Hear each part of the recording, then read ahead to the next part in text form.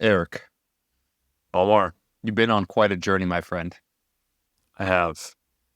I And now really you're back. have. And now you're back. Like, this is going to be the title of the episode. I'm just going to wing this. And this is how we do it. Spontaneity is the basis for improvisation. Is Eric leaving Iron Culture? Because, my friend, let me set up a situation for you. Eric's like, am I? Eric's like, am I?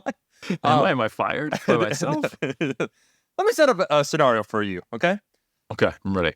This hunk is in Worlds. I got exclusive access to Eric's OnlyFans, which is actually just our DMs on Instagram.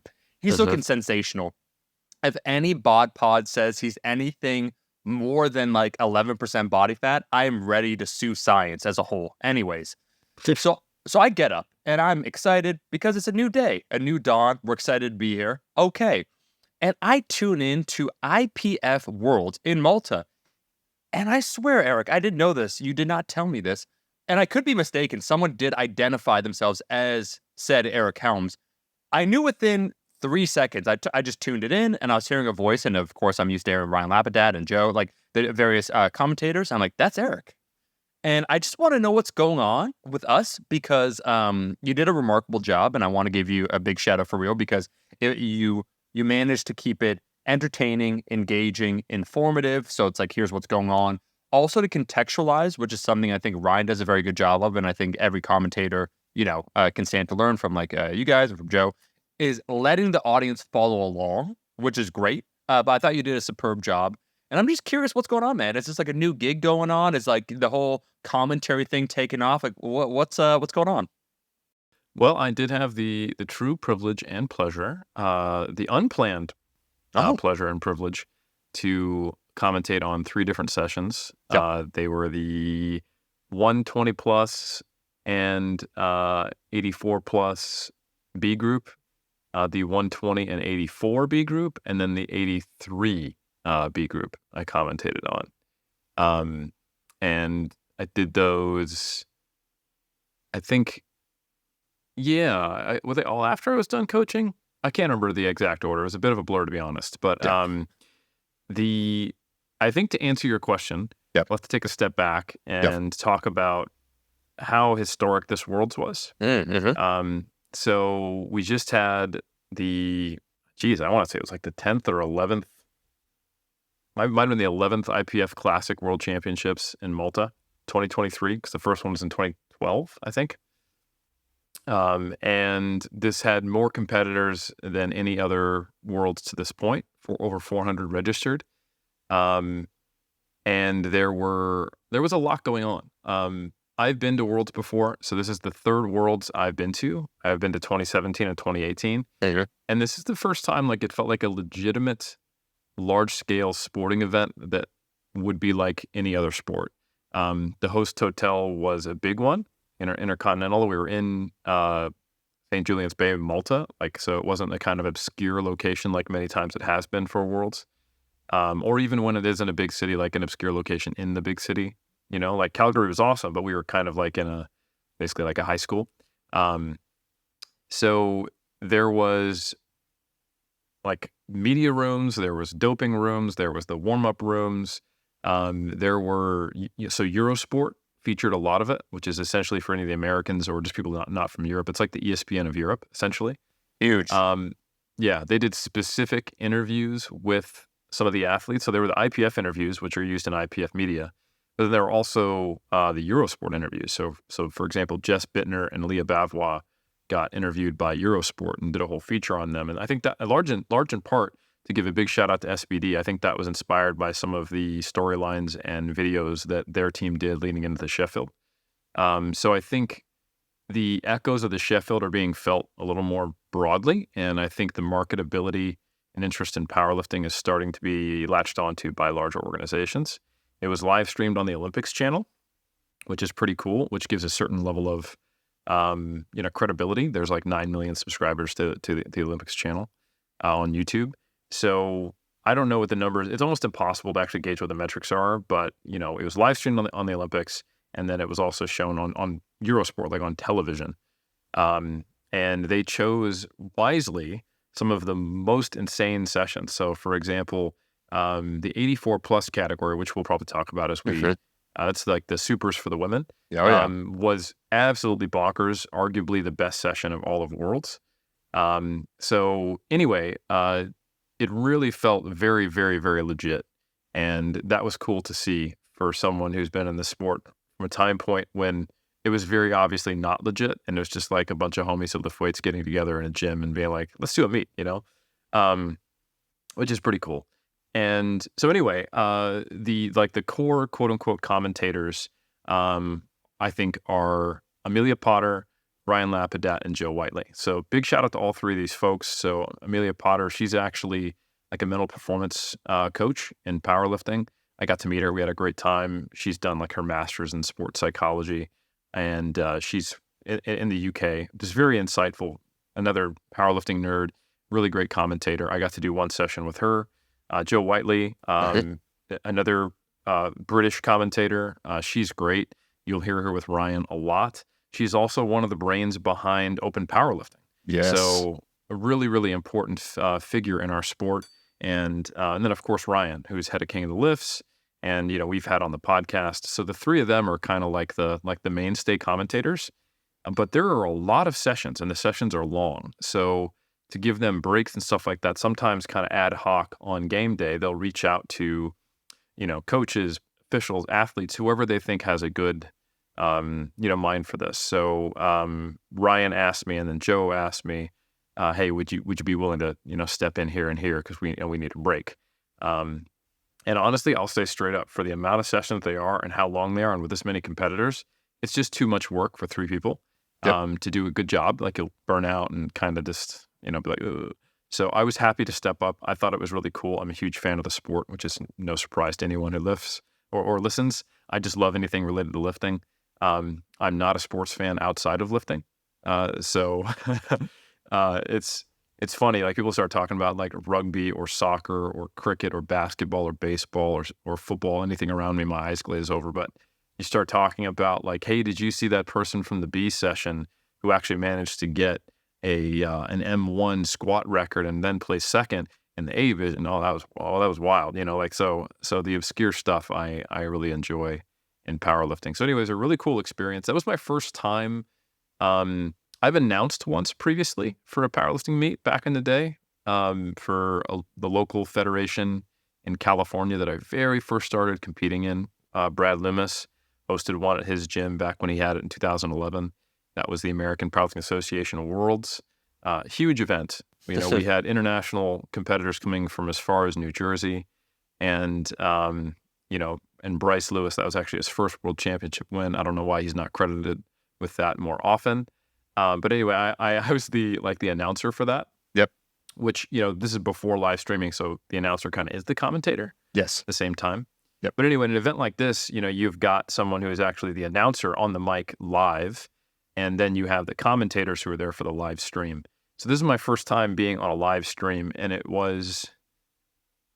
it's interesting because I think I've watched enough sports and I've watched enough live streams to know what the right balance is. But it is absolutely different. Like, it's not about you. You're supposed to be providing context and highlighting the athletes, and you don't want to talk too much because you need to make sure that the athlete, their background, the country they're from, the significance of it, their numbers, where they're opening up, where they're relative to the field, or just kind of what things you might see in the moment, what kind of attempts they're going to make.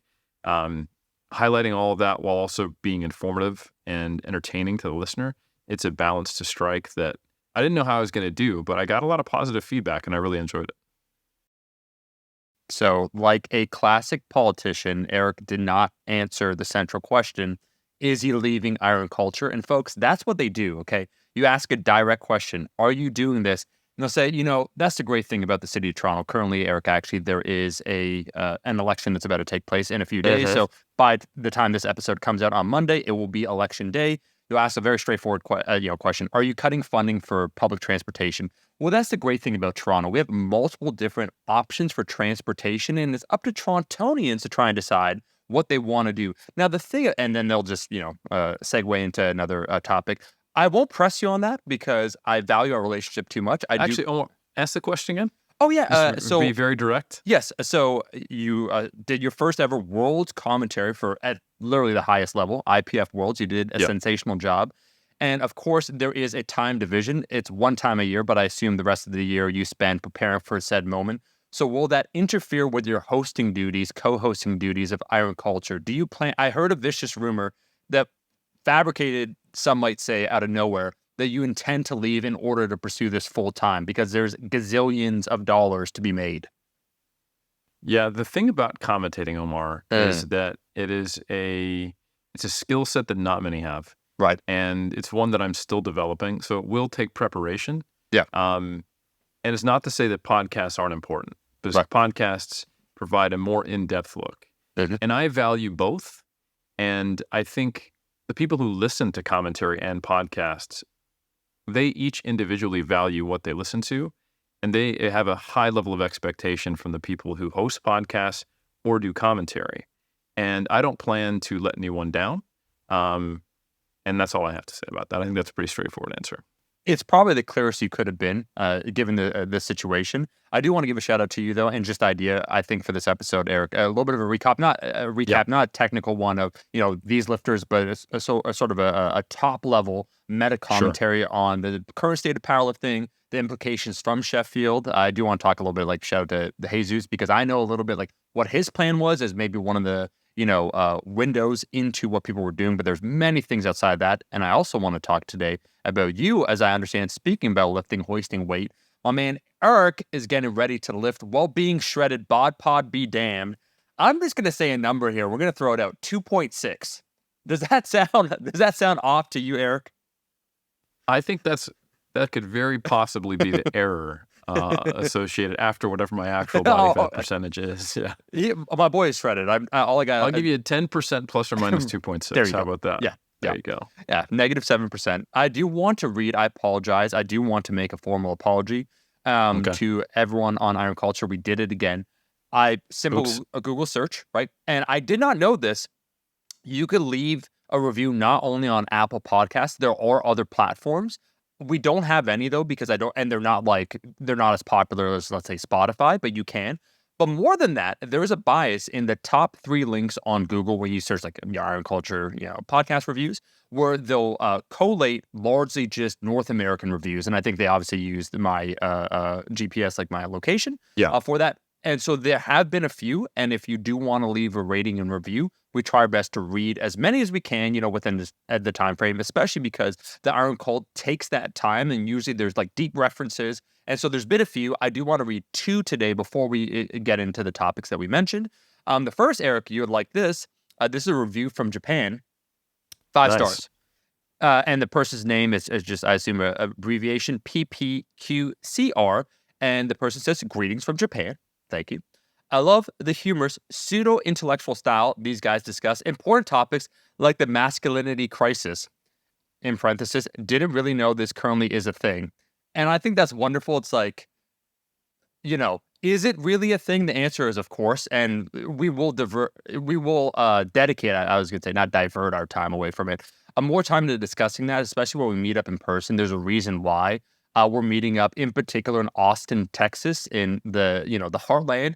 I also want to issue an apology, Eric, just to Canada and the United States, because I believe in a previous episode that we had on Iron Culture, you basically said something like, IPF Worlds has been in some really terrible places, some like shitholes. You didn't say that, and so Killeen, Texas, shithole countries, I think is what you said. America, like Killeen, Texas, where you said, they're not in like major cities, implying like Killeen is, So we're literally going down to Texas to fix that, and then not Killeen though. Not okay, so we're burning Killeen to the ground. Okay, we're not going to Killeen to fix anything. I mean, come on. Eric's like, I'm not taking you there. I don't want you to suffer. But Calgary, interesting enough, is kind of regarded. Maybe some other Canucks can chime in. Is kind of regarded as being sort of, it's similar, I guess, like the prairies, to our version of the American South. But what was your experience, just one sentence, Eric, in Calgary at 2018? Were you there? You were there? Yeah, I was there. I would say removed. Okay. We weren't in a part of Calgary that was very central, and I didn't schedule any time for like not just being at Worlds. So I don't think I really got a proper experience there. Yeah. So I honestly, I was just a little disappointed I didn't really get to see Calgary, so I can't have an opinion on it. So I'll let you throw yourself under the bus if you want to as a Canadian. Another classic political answer by Eric. We know how he really feels. The truth will be out there. I need to read Eric. I forgot. Go ahead. I'll tell you what. Yeah. I'm comfortable as a Californian throwing shade at any city in Texas because they're basically our spiritual enemies in the United States. So Yeah. This spiritual warfare, you're fighting for the soul of the nation. You'll like this, though. This is a perfect actual segue. There are 2 more reviews, and I do feel an obligation because these people take the time, and it's just like the individuals listening. But you'll like this one, Eric. It's a 1-star from Nice. Canada. That's why I kind of set up that whole thing. From Maximus Hall. And the person said, very disappointed. Okay, Eric, I want you to internalize this, like really digest what he's about to say. The information from this podcast is great. Much better than the Macro Factor podcast, really. However, really disappointed that Eric obviously spent weeks mastering just an elegant Canadian accent, only to stop using it after a couple minutes of the episode. That is from a Canuck. You got the Canuck pass, Eric. They said, and that's, you could give your commentary about Calgary as a Canadian, and thus they will not be, mad at you because it's coming from a fellow Canuck. But what the hell happened there, man? You practiced it. I know you spend hours watching Canadian shows. I don't know any of them, but you spend hours watching them.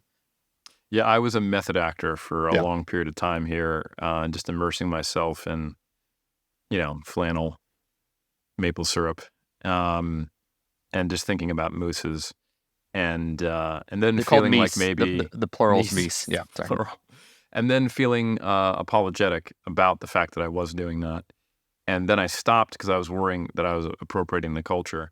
And that apparently was actually my downfall, was stopping for this person. But can I just say, just to break the jovial nature, this person clearly likes our podcast and listens to it. And just to go that hardcore, they gave us a 1-star rating. My guy. Respect.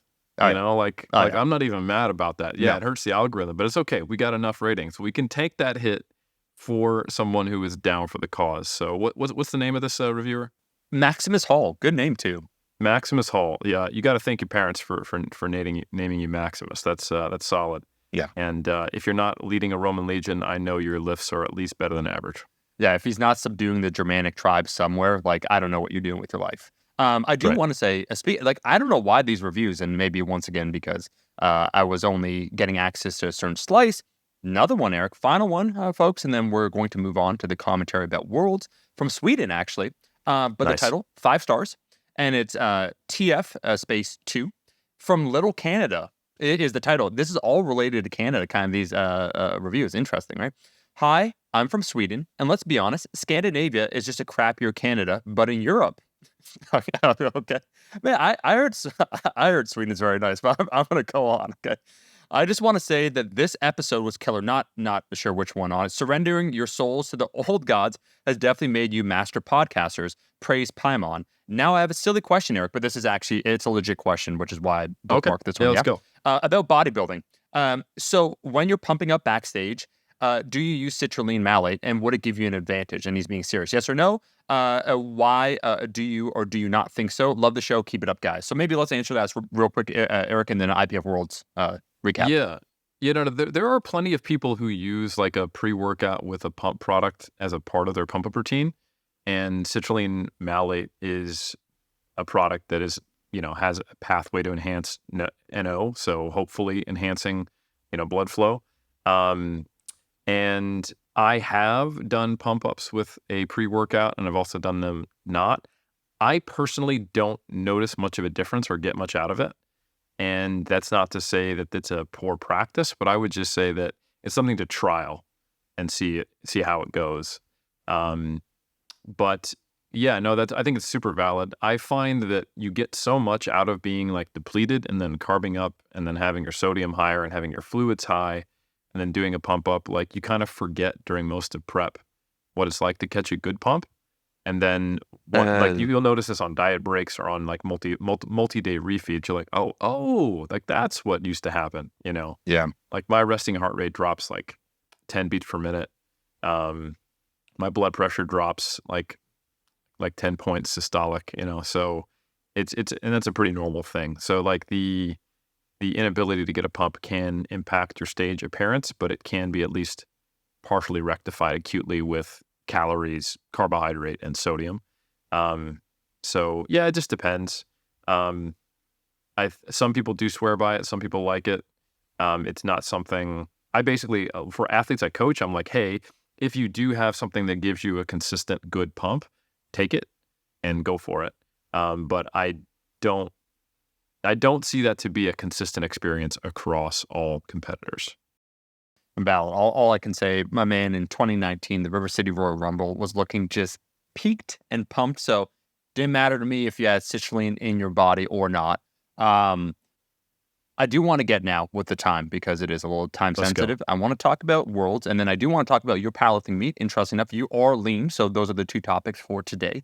To set this one up, Eric, if people remember, perhaps the biggest powerlifting meet, certainly amongst drug-tested federations, occurred just recently, Sheffield, where a lot of records fell. Right, where Jesus Oliveras, a lot of different things happened, but he broke the all-time record for the highest total ever by any human, tested or untested, which was one of the highlights. Right. Yeah. Now, coming off of that, it's within a few short months afterwards is now IPF Worlds, which occurs every single year. And I want to hear some commentary from someone who was there, actually giving commentary, coaching someone, shout out to Jessica Bittner, at the highest level, who's been doing the damn thing for a long period of time. What you thought about, just in general, IPF Worlds, this one in Malta, which certainly seemed like a beautiful location. And hey, I don't backroom deals to get it done again. It's if I had my personal preference, I also let me throw myself under the bus. If I could go between Killeen, Texas, I'm sorry, we're going to get boycotted in Killeen, but I'm going to take this ball.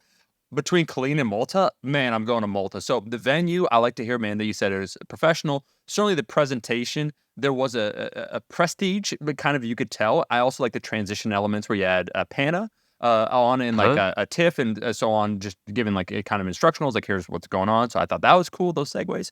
But contextualize this for the listener. The current state of powerlifting, there are also rumors, Eric, for those unaware, that there was a fracturing that occurred within America with the USAPL split of some top-level talent lifting. We're not going to give any commentary really on that, but all that to say that I've heard very credible rumors, Eric, that there might be more top-shelf American athletes, because I'd say it more or less has been split, maybe in half. I don't know what the exact number is, but a good portion. And if you consolidate that, you really can have, once again, the top-level event. It already is that, in my opinion, IPF Worlds every single year. But talk to me as someone who's watched it for a long period of time, who's been to many of the events, who's been to many different venues, who has coached top-level athletes. Just some of your key thoughts on the whole idea of IPF Worlds 2023 in Malta.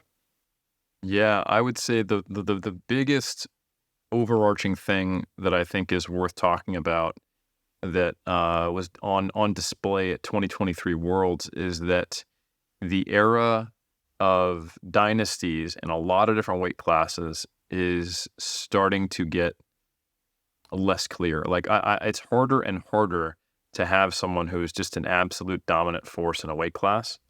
If we were to rewind the clock 5 years, it was quite normal in the women's side of the sport, which was less popular than it is now. Maybe you go 5-6 years back, right? Like the 2010s, the early stages of the boom of raw powerlifting, and the first raw Classic Worlds is 2012.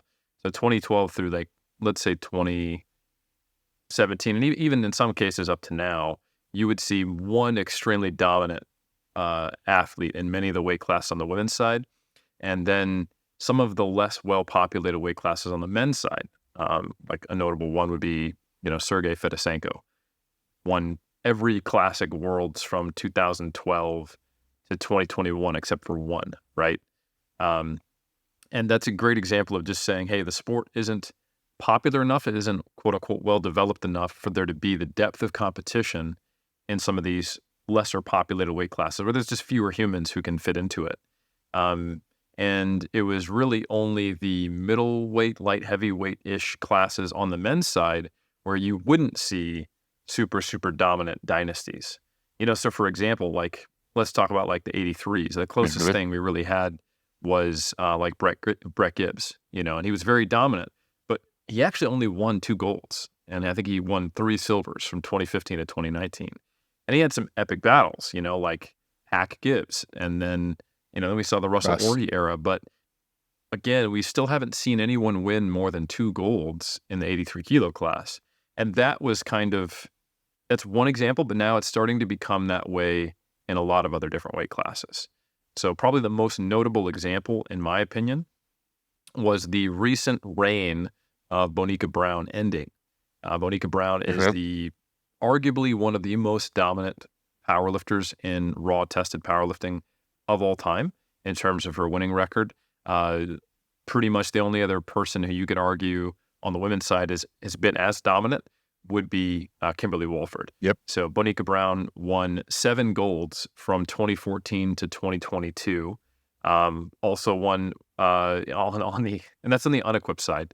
On the equipped side, she won World Games gold in 2017 and just in 2022 won silver. So just an incredibly dominant athlete.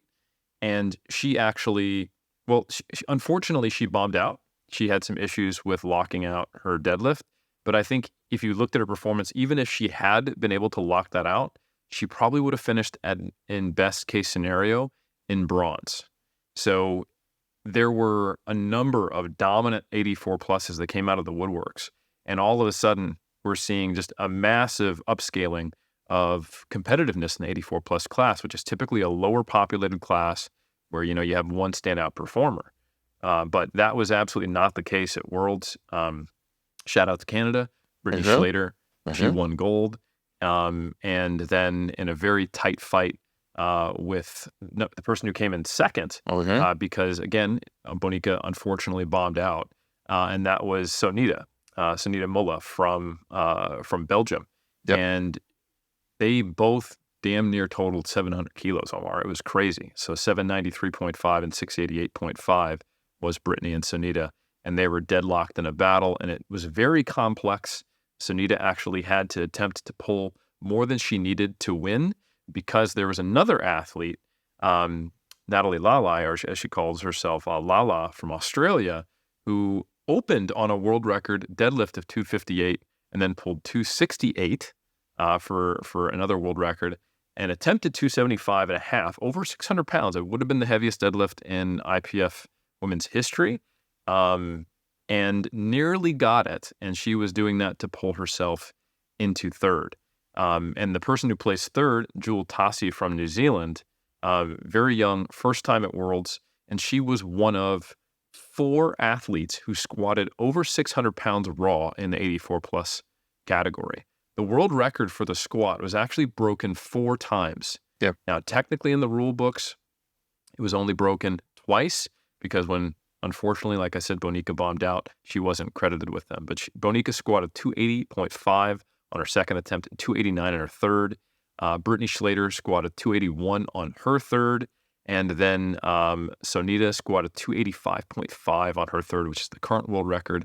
And then Jewel Tassi squatted 277.5. So for those that don't know, the kilo conversion, like 272 is 600 pounds. Yeah. So these are performances that it wasn't just like, oh, someone finally edged out Bonica on a bad day. It was like, oh, no. We have 3 people at Bonica's caliber, including Bonica, who are competing, and some people just waiting in the wings who are maybe not having the same total, but they have individual lifts like Jewel Tassi's squat or Lala's deadlift that are just incredible. And this was something that you just would not have predicted a year or 2 ago in this category, the end of the bell curve. And there are other examples like that. So it's not the only one, but the point being is that there are dogfights in most divisions now. The only divisions where there's like a clear dominant person on the women's side, I would say, is primarily the 84s with Amanda Lawrence, who's kind of head and shoulders above everybody. And then not quite as head and shoulders above, but a very clear dominant winner is Tiffany Chapone in the 47 kilo class, where she just clinched her 3rd gold medal in a row, 2023, 2022, and 2021. And she was, 12 kilos ahead of the 2 Americans after her, Jessica Espinal and then Heather Connor. So anyway, that's just an example. And it wasn't like that long ago. So for example, like I mentioned Kimberly Walford, she won 5 golds from 2014 to 2019 in the old 72 kilo weight class. And then prior to that, from 2012 to 2013, she won 2 golds at 63 kilos. And she's still competing. She's still very good. She's still going for masters records, deadlift records, which she actually attempted at Worlds this year in the 69 kilo class. Sorry, the 76 kilo class. And yeah, it's just, when you look backwards in time, you see Jen Thompson dominating the 63s, 4 golds and 1 silver from 2012 to 2018. There's that's just like, that still can happen, but it's much harder to do so. And to have a run like that in the modern era, you're typically fighting off people left and right. So that is probably the biggest thing to take away. The largest number of competitors were in this Worlds. The totals are just getting ridiculous. To think that Evie was able to repeat a 460 kilo total to win the gold. Same thing she did at Sheffield under pressure from Noemi Alibert, but came out and did not take her third deadlift. She went 8 for 8. She loaded the world record, came out and shook everybody's hands like a badass and said, hey, I'm going to sit on this because I don't want to push the world record too far for the Sheffield. That's a whole other thing we can talk about, the influence of the Sheffield on Worlds, intended and unintended. Yep. And she wasn't the only one to do that. Leah Bavois also came out, loaded the world record, shook some people's hands. Was very dominant in her weight class, but not quite as dominant. Carola Gara also crushed it and came out of nowhere.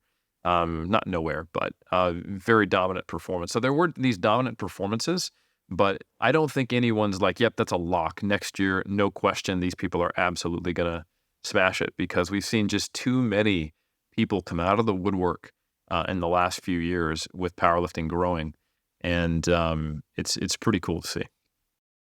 Eric, there is a lot to touch on. I mean, I will let you lead in the sense that hopefully we'll have enough time, or maybe it'll be another episode then where we talk about Eric getting yucky and competing in powerlifting, kind of that beautiful intersection since the times of maybe actually before John Grimmick, but the idea of looking really hunky and also lifting some heavy ass weight. Love the intersection.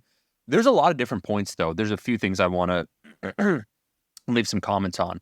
The first, a shout out to Bryce Lewis. He had a post where he took a look at the average age of like champions. Now it's trending downwards. I'm glad you brought this up, Omar. I did want to talk about that as well. So please go ahead. Yeah. And just to your point, like Kimberly Walford is an absolute legend in the sport. Kimberly now, I believe I think when the screen came up, said like 45. Same idea, Jen Thompson. So there was the passing of the guard several years ago, but I think these women opened up the opportunity for so many more people to compete. And there's, just a certain amount of time that it takes to become proficient in the sport that we're really seeing it, that places that weren't necessarily as competitive have become even more competitive. The same idea with the men's where Taylor, like I do want to, we won't probably talk about this portion, Eric, but I will say the judging was interesting to me. There's a lot, that's like a whole, I'll just leave that aside. I'll let you give some commentary on that. But it seems like some people, like shout out to Bonica, what she was saying, but also, the battles though, like the 76 kg were Jess ride or die. She's a ride or die person. I got that frozen turkey ready. Where Jess came on the scene and she seemed once again, just like, and I'm not trying to say like no time's passed, but like Brett Gibbs, like, oh wow, these are new numbers. And we couldn't possibly fathom what would come next. And now it's coming next. The third thing I want to say, though, is what was interesting to me, Eric, and I know this from talking to Jesus, a shout out to Jesus Oliveros, who I now count as a good homie, like a good friend, and Jonathan, actually Kaiko, the turnover, Eric, from Sheffield and those implications. And so things of course, if you build a personal attachment, you're more invested in terms of the outcome and that 93 kg battle with Jonathan showing up. But in terms of what the plan was, what I know, according to what he wanted to do, and then Sheffield coming up. Jesus is an example. I will not put words in his mouth, but all I'll say is that I know that he wanted to take a crack at maybe a particular record that he wasn't necessarily bothered at the idea of, shattering a record and thus making it harder for him next year at Sheffield just to set a standard. But at the same time, he had to be savvy where there is a lot of money on the table. So that did, alter his choices, his attempt selection. And so he made choices that would allow him to comfortably win. I think, was it 50 kg or 100 kg, Eric, that he out-totaled the next person? I think at least 50 kg. Right? Yeah, he finished on 1080. and I think the next person behind him was on like 980. Yeah. 982. Yeah. So he was nearly 100 kilos ahead of Teamer. So my first question I want to ask, and we could jump in all the way back to the age thing that Bryce Lewis brought up. Do you think that Sheffield impacted not the prestige, but some of the weight classes that were perhaps more competitive in terms of the outcome of said battles? I mean, if Sheffield did not exist, Jesus, and that's not any negative connotation with Sheffield. I'm just talking about Worlds and like what it means.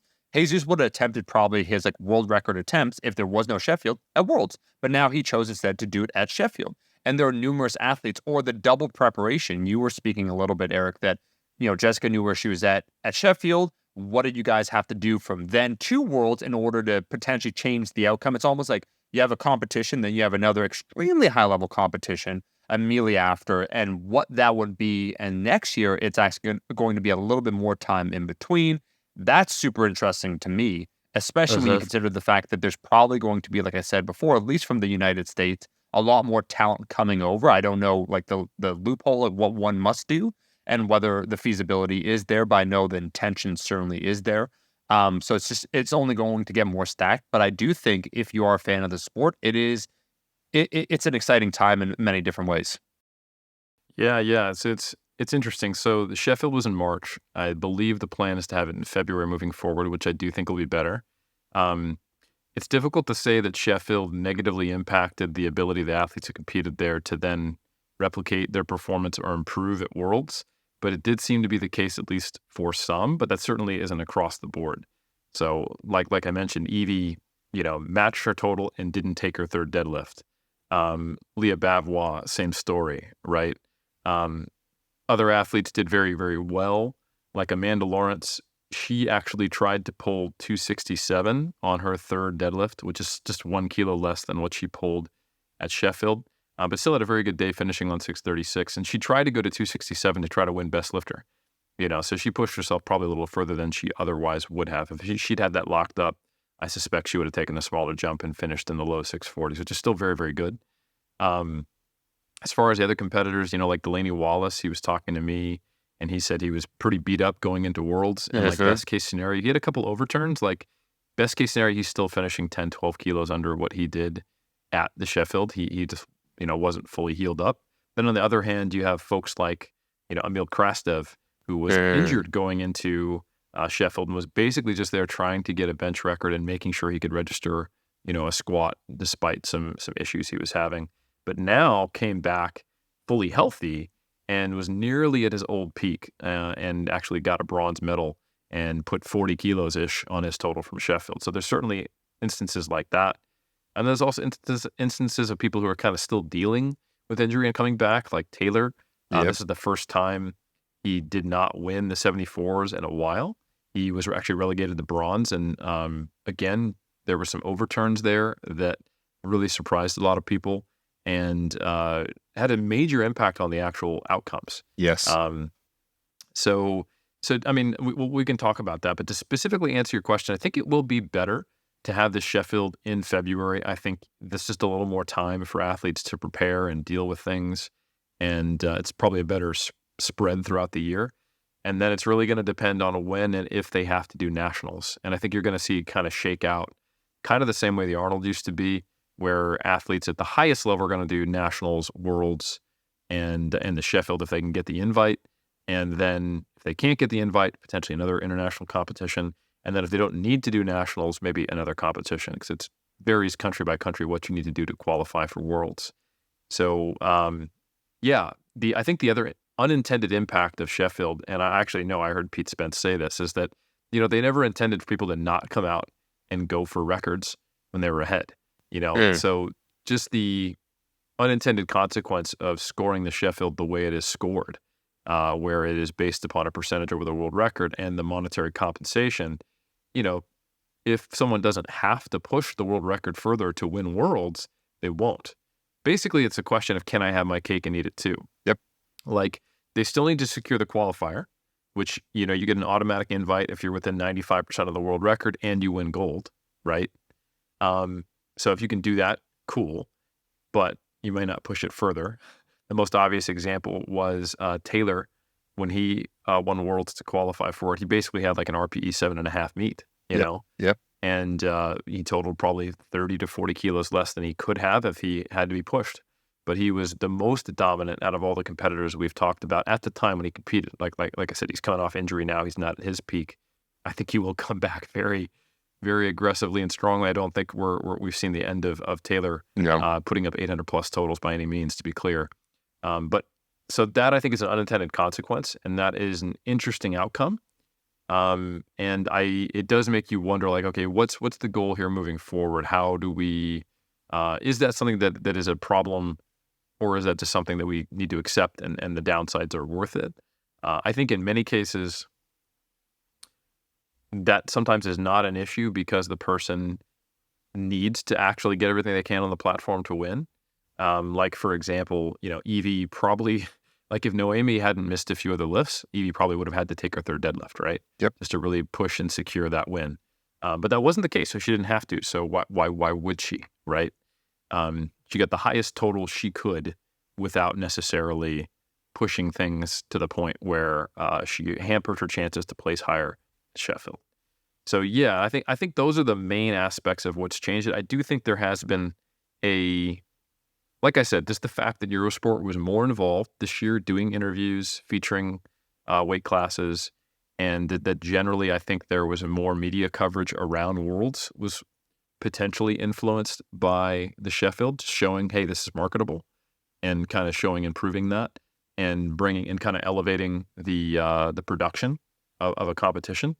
So hats off to that outcome. That's a positive, right? So I think there are somewhat of a mixed bag of the influence on Sheffield on Worlds, and mostly positive, I would say. And the only negative is that, yeah, you've got athletes going to world championships and going, let me not pull a world record, which again was no one was intending that. And I think like any time you make a large change in the landscape of a sport and you introduce something that is pretty damn, revolutionary for the time frame it's at, there's going to be some things you can't predict, and then you have to adjust from there. Yeah, Eric, let me say this. I am a pro powerlifting advocate, and the phrase that we've used quite often, I think the Sheffield is a huge net positive for the sport of powerlifting. In terms of the monetary compensation, which is just one aspect. Oh, by the way, can I say something? There are people making fun of us for saying the Sheffield because it's just Sheffield. And I have doubled down that I think we should only call it the Sheffield with an emphasis on the. So keep on going for it. I think Eric, I heard you say it, and I never question your judgment on anything. So you doubled down, I tripled down. I know, shout out to Pete Spence that likely he listens to this podcast. They're just going to have to rebrand it. It's really that simple. Change it to the Sheffield. The Sheffield, right? Capitalize the. It's not Tokyo 2024. It's the Tokyo 2024, whatever the event is. So the Sheffield, monetary compensation is one aspect, and that's why I wanted to ask you. I assume you did, talk to a lot of the competitors, what they thought the differences were, because I think this. At Sheffield, it probably was one of the most electric tested meets, and I could get into like the differences, like untested meets, kind of like that, what we described before. So I'm joking, like a more analogous, like a monster truck rally where it's very exciting. There's a lot of loud music. People feed off of different kind of motivational pathways, and that is perfectly fine. But the Sheffield was very exciting. So there was a monetary compensation. And the huge positive behind that, of course, athletes want to come out therefore and compete and try and win prizes, some more than others. But as we said before, I think if there did not exist the Sheffield, you wouldn't have as many American lifters really contemplating coming over. So that's a huge win, right? So you deal, it's like anything that happens, there are potential positives and there are, maybe some negatives, but I think it is a huge net positive. I also do wonder as it relates to athletes and their preference in order to try and coax the best performance, Eric, if you spoke to enough people to get kind of a sense. Correct me if I'm wrong. I saw the pants of the audience. I was looking every single time for you. I did spot you once. I want you to know, but once is not, but it's not, but that's actually not, did you sit in the same area? Just a side note. I know I'm talking about this during the pod. Not really, right? You changed it up. No, it was very difficult to sit in the That's what I same thought. place every Okay. time. Yeah. Yeah, because I did, and then you weren't there another time. But anyways, it was, you said a couple hundred people. Again, it is more similar to something maybe like an actual Olympic event where people can cheer. There is excitement certainly there, but Sheffield kind of was like, a rock concert. I mean that in a good way, where the crowd was giving a lot of energy to the athletes. And if you feed off of that, I feel like your performance, potentially all things being equal, can be better. So Yep. records are one consideration, monetary compensation is another. But from your vantage point, Eric, and yeah, like as an example, Jessica, I feel low key would be someone that maybe would get excited at like a Sheffield event. I don't know, but from your discussions, do you get any kind of sense of what people were feeling in terms of the way Sheffield was set up versus IPF Worlds? Because like I said before, I do think some people would prefer one over the other. They're just very different. Like Sheffield lasted hours, right? Yeah. IPF World lasted a full week, and there was a break in between. There was the IPF General Assembly meeting. There were 400 athletes. So think about spotters and loaders, referees, media team, doping officials, coaches, and then also spectators. And now we're talking like maybe twice that number if I had to guess. So the vibe at Worlds is you just kind of go into the host hotel lobby and you can talk powerlifting with people, on the international scene like 24/7 if you want to. Yep. Staying up till 3 a.m. talking about RPE is the norm, Yep. right? Big group chats, people figuring out where you're going to be. The Sheffield, there was just a lot packed into the time leading up to it. Like you and I were doing a lot of athlete interviews. SPD was doing a lot of filming. We got the tour. People are trying to get their workouts in, but there was only 24 competitors, right? So the difference between 24 competitors and 400 plus competitors, single day competition with some media lead up versus continuous media coverage, social events, and just all the inner working logistics. There's just so much that goes into it. I got to see a little bit of this. So when I would commentate, they were kind enough to give me like a meal voucher, and then I would go to this back area where you actually sign up and get accredited, and like here's like it's like a chicken wrap, or here's a voucher to go to the hotel to grab lunch. So the coordination that had to be there for the everyone who was hosting it, like big shout out to the team that put on Worlds did a very good job. It was very well organized. Everything was timely. It had to be for Eurosport. If you look like the area where I was commentating in, there's a whole media setup, so all of that had to be present for both, but it's just the difference between having to staff and make sure there's people there for the entire week. There's a banquet that was put on, so like I think some similarities, like there was the meet and greet, but I think it was much more based around the star power of the 24 athletes at Sheffield and the spectacle of the champions versus champions and the hook of records will fall. And I think that was a very good hook. And then World Championships is like this long-term experience where I think you're there and you're just immersed in the international powerlifting scene. And it is something that it's just bigger than everybody. I think that's probably the best way to look at it. It's a little more intimidating in the warm-up room. You have countries hanging out at squat racks. You have, it's not about individual lifters, although there are standout stars. There's team battles going on. There's people being aware, is it going to be GB or Sweden or France who comes out behind the US or oh my God, New Zealand, the dark horse,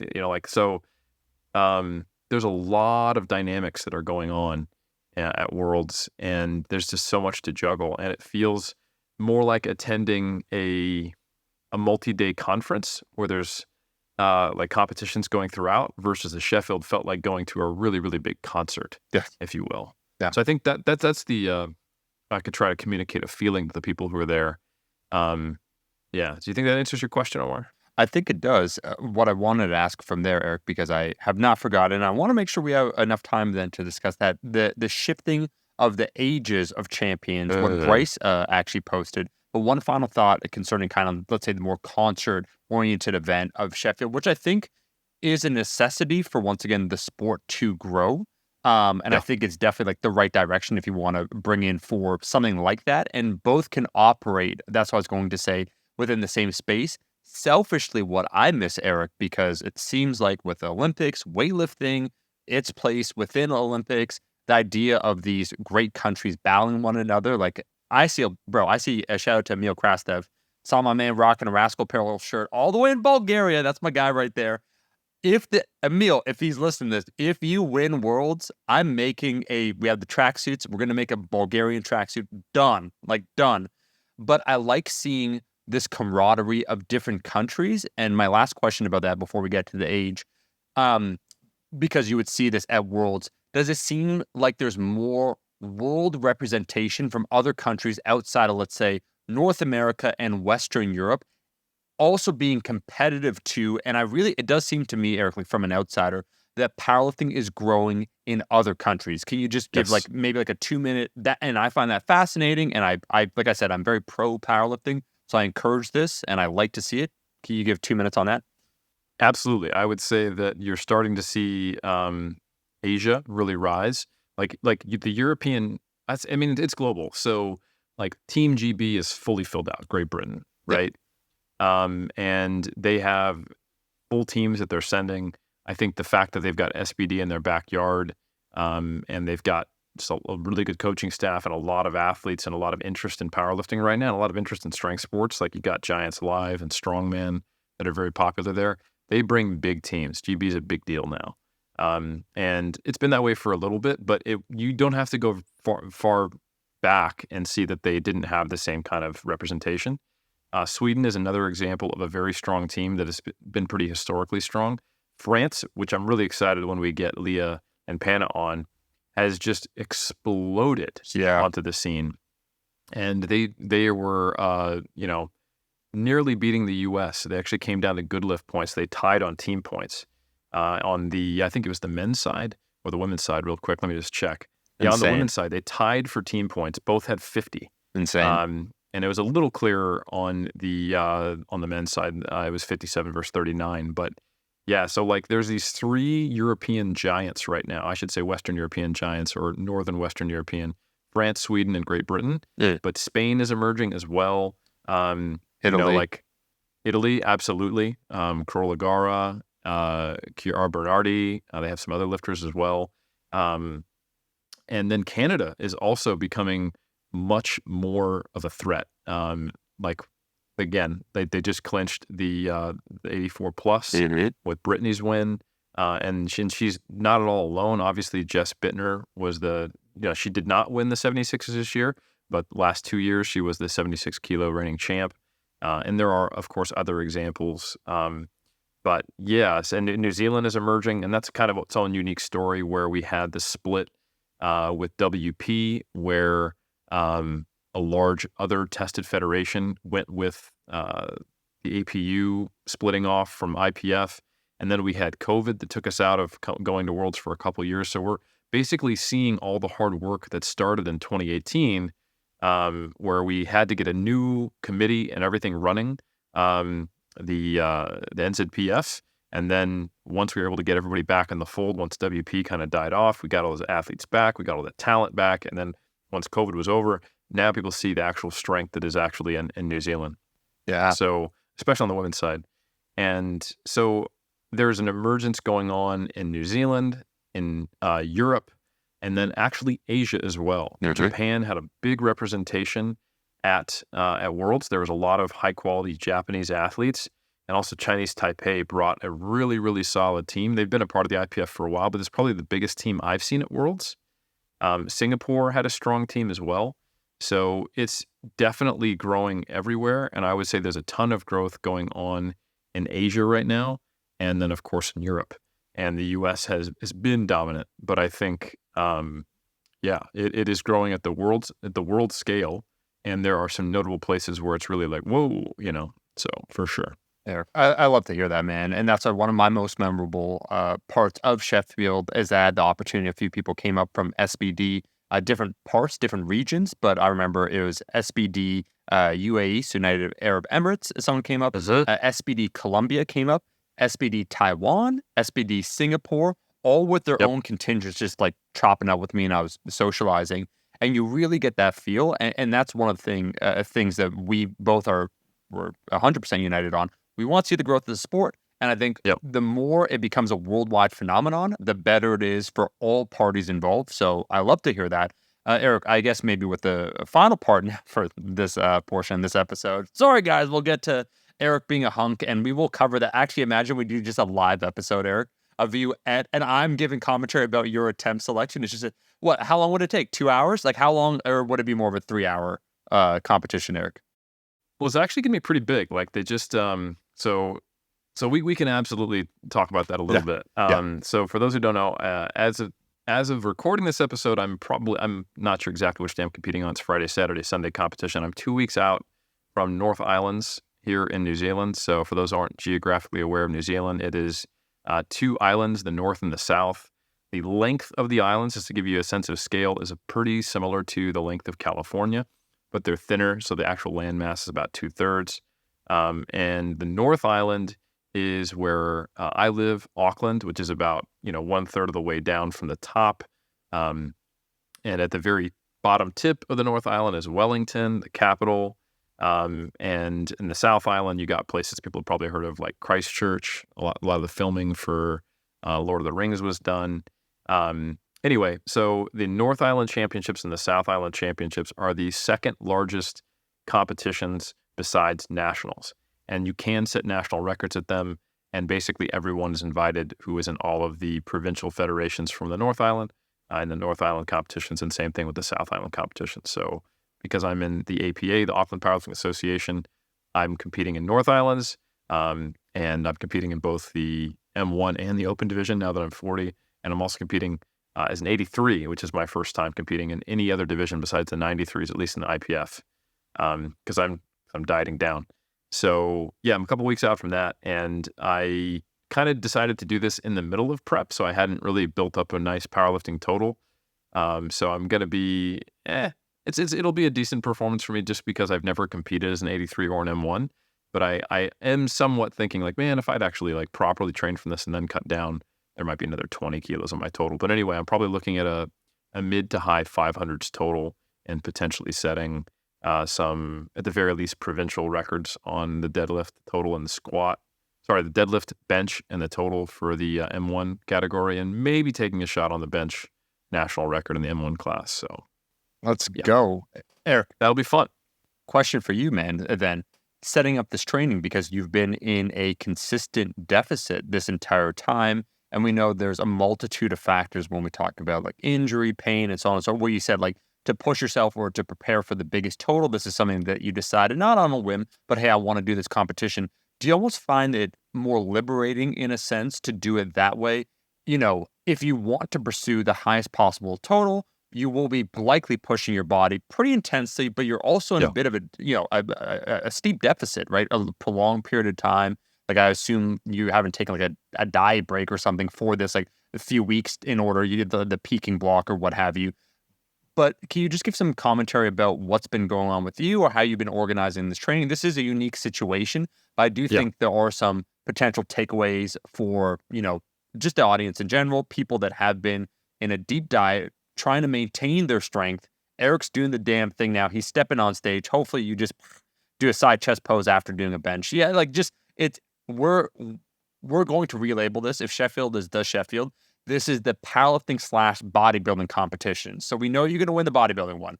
That's in the and then someone else shows up, Eric, that's also 40. That's just like diced. It's like they listen to this podcast.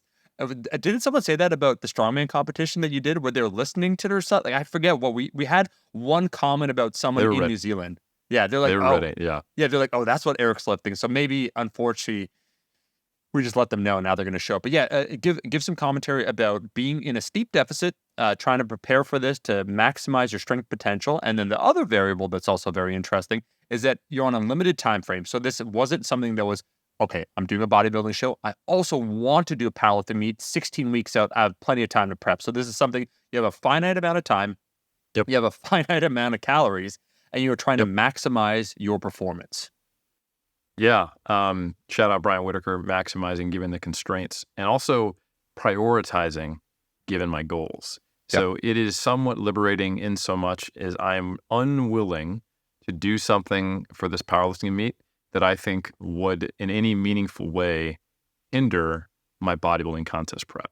Yeah. So that means that my training is not going to be so powerlifting dominant that I actually lose the opportunity cost to do the sufficient amount of bodybuilding to maximize my body composition, right? Yep. So there is a constraint on how much powerlifting I'm going to do, both from the risk perspective and also an opportunity perspective, right? Because I know what I need to do. Like when I hit my biggest total in my, unfortunately, COVID didn't allow me to do it on the platform, but in my garage for Nationals 2021, I was benching 5 days per week, squatting 3 days per week, and deadlifting 2 days per week. And most of those days had back off sessions or were a top single with back off sets in relatively high RPEs for at least the top single, in the volume phase. And then those singles became a little even heavier with heavier back off work and the less time for accessories as I got closer and closer to comp, right? And in the qualifier that I did for Nationals, I actually got a minor pec strain. Is it? I was set up to probably total 630-ish, and I dropped my bench by 10, 12 kilos. And I basically was conservative on everything. So that does happen. When I'm benching heavy regularly, sometimes I do overload eccentrics. I find those help me personally push into higher numbers. I don't necessarily recommend them for everyone. You need a very trustworthy spotter. And I absolutely find an inflection point where the amount of benching and squatting I'm doing can create elbow and shoulder pain. I have to sometimes bench first so that I don't get issues. I did also get a very minor hamstring strain during that prep, which resolved itself within weeks, so it was a non-issue. And I actually pulled a PB deadlift at Auckland Champs 260. So you're definitely redlining a little bit, and I'm unwilling to do that.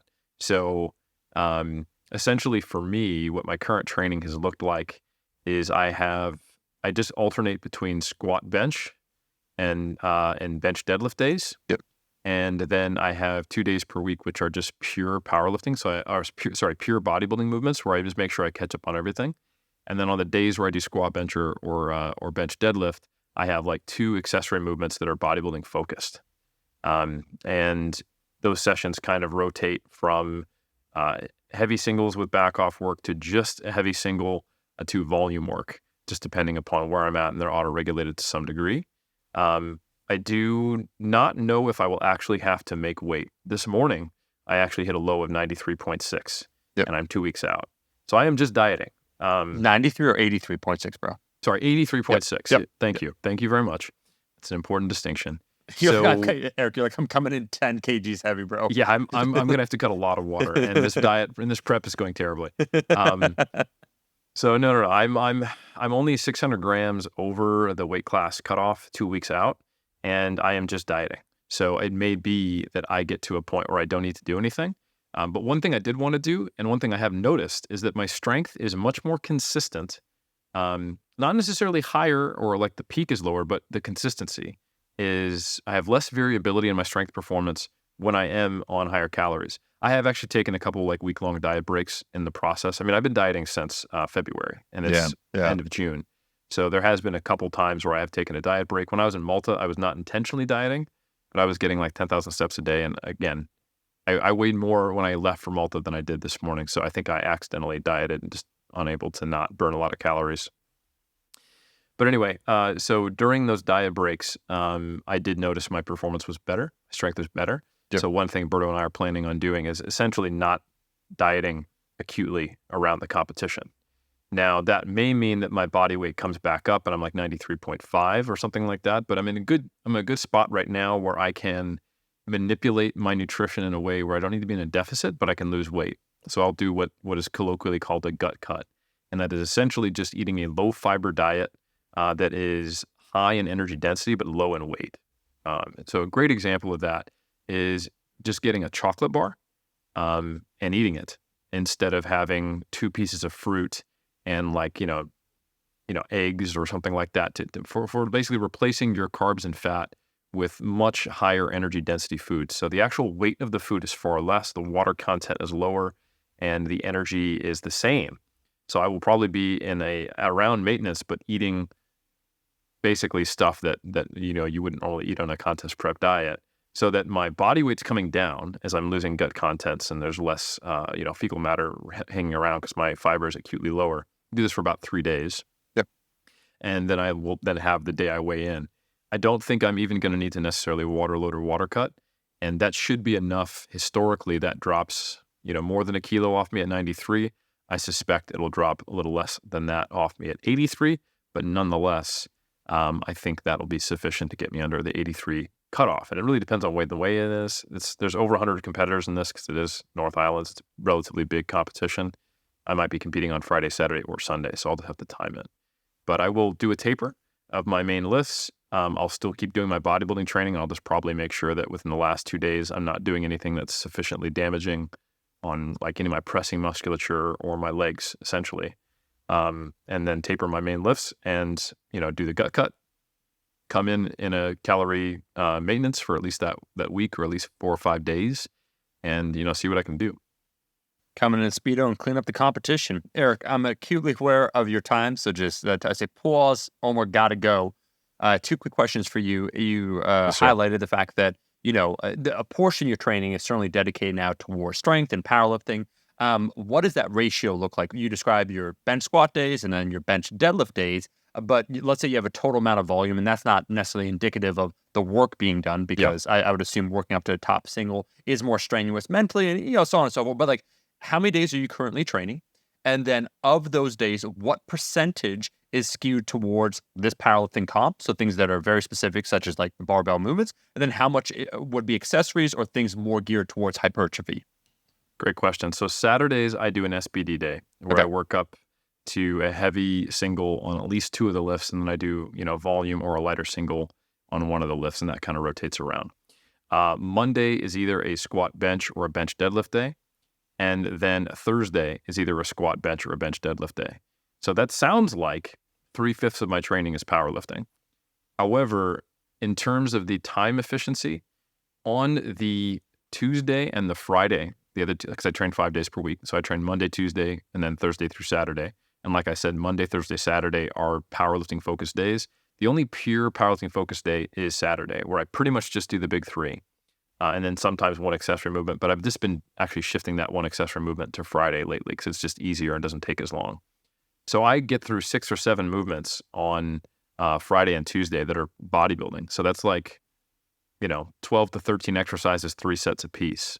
And then on the Monday and the Thursday that are a squat bench or a bench deadlift day, and they rotate, I have 2 other accessory movements on that day. So while I have 60% of my sessions are powerlifting oriented, probably 75% of my volume is bodybuilding oriented, just because I can get through so many more sets. For example, it might take me an hour to do 3 sets on 6 exercises on Friday, but it might take me an hour and a half to work up to a top single and do 2 back off sets. So it's really only 3 working sets on, say, squat, and then almost that same amount of time on bench press to then do just 2 accessories afterwards on my Monday or my Thursday. So powerlifting is just not time efficient. If I want to work up to a top single on 200 kilos for my squat, I need to go, I typically go 70, 110, 140, 160, 180, maybe intermediate jump to see how strong I am, then to 200. And then I'm going to do some percentage of 200, like 160 to 180 for doubles or triples or what have you. And each one of those is going to require 5 minutes rest between it and the next one. So compare that to me being able to get one really quick warm up on a lat pull down and then 3 sets of 12 in a total of 7 minutes, right? Yeah. So, 7 minutes to get 3 sets versus 35 minutes to get 3 sets. I think you can see it's 5 times more efficient. Final question then, Eric.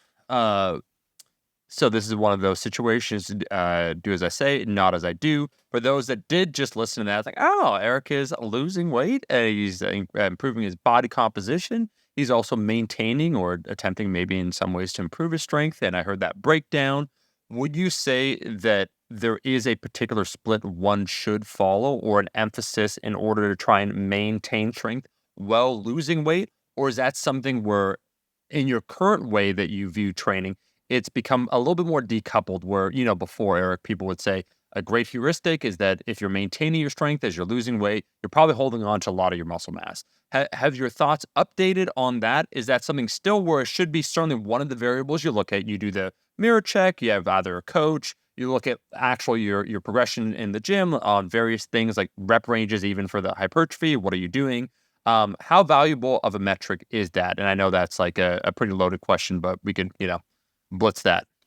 Yeah, there's a lot of context there. I Yeah. think absolutely do as I say, not as I do is the take home for anyone who is a power lifter for looking at what I'm doing. To put it in context, I'm 6 feet tall and I'm going to compete as an 83. Now, I do have a much smaller bone structure than most good power lifters.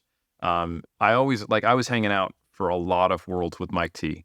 So Mike Tuchscherer, we've had on the podcast numerous times, who has gotten a gold at the World Games in 2009, multiple-time world champion, one of the greats in the 120s, has totaled over 900 kilos, right?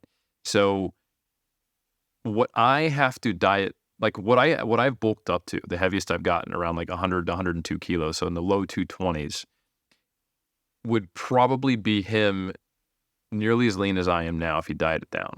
And we're the same height standing next to each other, but when you look at us, you can see that you could probably just pack my skeleton inside of his and you wouldn't know that I lost it. I would just be this floppy mess laying around like, where does skeleton go? Like, oh, Mike T ate it, and you can't even tell. So like his bone structure, when you just look at him, his ankle joints, his knee joints, his hips, his shoulder width, the size of his rib cage, his elbows, like if I take my hand and I wrap it around my wrist, I can fully cover the nail of my middle finger. If I then wrap my fingers around him, there's an inch separating my fingers from one another. So he is built to have this robust structure that is putting up 300 kilos more than I can on the platform at both of our peaks, even though we're the same height. So this idea that, like there's one of those things floating out there, like, Shako's guide to like what weight class should you be in?